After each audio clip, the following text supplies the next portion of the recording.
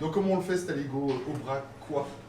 J'ai réuni tous les ingrédients, Laurent. Tu as donc la tome fraîche broyée, Ouais. donc qui est issue de la coopérative de Jeunes Montagnes à l'Aïole, du sel et du poivre pour rectifier l'assaisonnement de notre purée, et ici de la crème fraîche, ainsi que le beurre pour obtenir notre purée bien souple. Donc comme tous les repas montagnards, c'est roboratif, hein, ça tient au ventre, et quand on voit le climat ici, le travail qu'il y a à faire au champ, on se dit qu'il faut bien manger, c'est ça.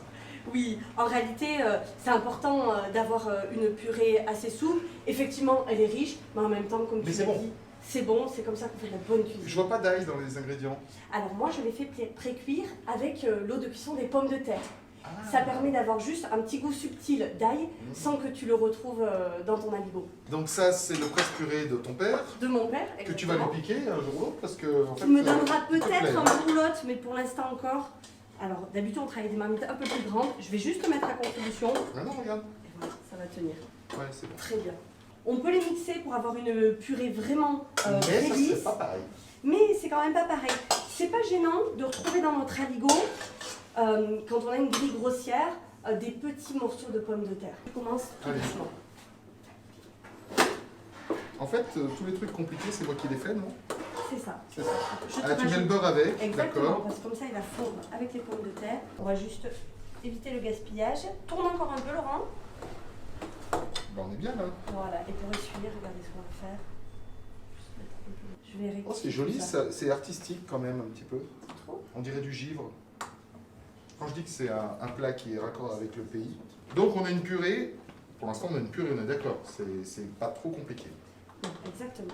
Elle est bien ma purée là. Elle est pas mal. Comment ça elle est pas mal? Elle est bien. Le sel, le poivre, tu mets ça après? Oui, on va goûter déjà. C'est pas mal, c'est pas mal. Ah non, on dirait de la vraie purée quoi. Non, j'ai fait dire une bêtise, je me serais fait gronder. Alors là, on avait quand même une purée de pommes de terre chaude. Ça, c'est le principal atout quand on veut réussir un aligot.